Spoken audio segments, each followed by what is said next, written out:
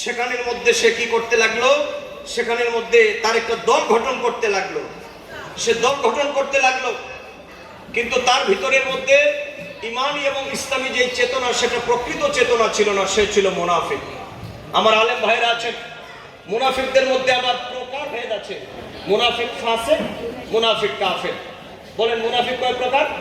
দুই প্রকার, মুনাফিক ফাসিক, মুনাফিক কাফের। এই যে আব্দুল্লাহ বিন সাবা, সে ছিল মুনাফিক কাফের। আর মুনাফিক কাফের হচ্ছে আল্লাযী আযহারাল ঈমান ওয়া আবতানাল কুফর, যে ব্যক্তি ঈমানকে প্রকাশ করে কিন্তু তার দিলের মধ্যে ওয়া আবতানাল কুফর, সে তার দিলের মধ্যে কুফরকে লুকায়িত রাখে, সে হচ্ছে কি মুনাফিক কাফের। এইরকম মুনাফিক আমাদের বাংলাদেশেও আছে না নাই? আসতে কবেন না, আছে না নাই? আপনারা দেখেছেন সোশ্যাল মিডিয়াতে গত কিছুদিন আগে এইরকম একজন মুনাফিক সুন্নিয়তের কালো বিড়াল একটা ধরা পড়েছে। জনগণকে বলেছে আমি সুন্নি, আহলে সুন্নাত ওয়াল জামাতের নামে নাম সর্বস্ব বহাসের চ্যালেঞ্জ ছড়েছে। কিন্তু তার ভিতরে যে এত বিরাট অন্ধকার ছিল, সেটা প্রকাশিত হয়েছে একটি মাদ্রাসার ভাইস প্রিন্সিপাল পদ না দেওয়ার কারণে। আপনারা জানেন, ওই লোকটির নামও আপনারা জানেন, কিন্তু এরকম একটি জঘন্য ব্যক্তির নাম নিয়ে আমি আজকের এই মাহফিলকে অপবিত্র করতে চাই না। কিন্তু আজকের মাহফিল থেকে আমি এই উপমহাদেশের ঐতিহ্যবাহী দরবার সোনাকান্দা দারুল হুদা দরবার শরীফের সম্মানিত পীর সাহেব অধ্যক্ষ আল্লামা মাহমুদুর রহমান সাহেবকে ধন্যবাদ দিতে চাই। এইরকম একটা জিন্দা মুনাফিককে প্রমাণ পাওয়ার পরে কাল বিলম্ব না করে জুতা পেটা করে তাকে বিদায় করে দিয়েছে। এখন সে ভিন্ন একটা দলে আশ্রয় নিয়েছে। আশ্রয় নিয়ে সে মুনাফিকটা বলে আমি সুন্নিয়তের পক্ষে 19টা বাহাস করেছি, 19টা বাহাস করেছি চাপার জুড়ে। আমি বলি বেটা, গত কয়েকদিন আগে ওর সাথে আমার টেলিফোনে কথা হয়েছে, আমি বলি বেটা সুন্নিদের জন্য বাতিলদের সাথে 19টা বহস তুমি চাপার জুড়ে করেছো। এখন আমরা বড় অসহায় হয়ে গেছি তুমি যাওয়ার জন্য, কিন্তু তুমি অবাক হবা, তুমি আলেমদের সাথে বহস করো নাই। আহলুস সুন্নাত ওয়াল জামাতের মধ্যে আলেমরা রয়েছেন, ওদের সাথে বসলে তোমার চাপার দাঁত একটু থাকার কথা না। অতএব আজকে সে তার ফার্স্ট ক্লাসের পড়াই করছে, সে ফার্স্ট ক্লাস মুহাদ্দিস, সে প্রথম শ্রেণীতে উত্তীর্ণ হয়েছিল। এখানে আমার ভাই, আমার ফয়েজি ভাই আছেন।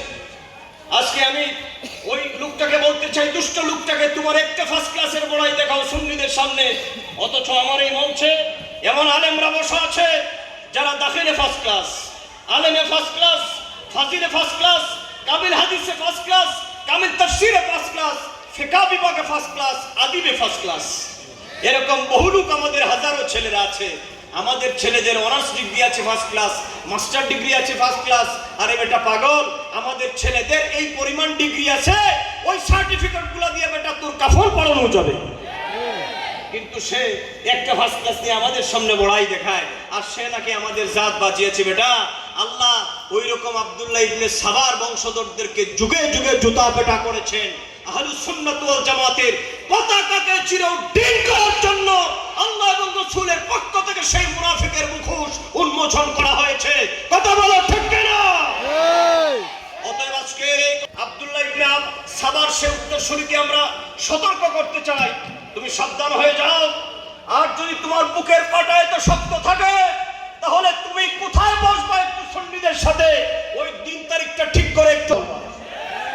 আর যদি এই দেশে সাম্প্রদায়িক দাঙ্গার জন্ম দাও, যদি এই দেশে যদি সুন্নি কওমি এবং আমাদের দেশে বিভিন্ন ধরনের যেই রকম একই গ্রুপ আছে, ওই গ্রুপের জন্ম যদি তুমি দাও, তাহলে এই দেশের জনগণ তোমাদেরকে কি ছাড়বে না? আমরা মিলেমিশে আছি, মিলেমিশে থাকতে চাই। আমার সর্বশেষ কথা হলো, সেটা আমার প্রিয় ভাই, আমার একজন ভাই যদি না বুঝে আমরা তাকে বুঝাবো। কথা বলেন ঠিক কিনা? কিন্তু দ্বন্দ্ব করা যাবে না।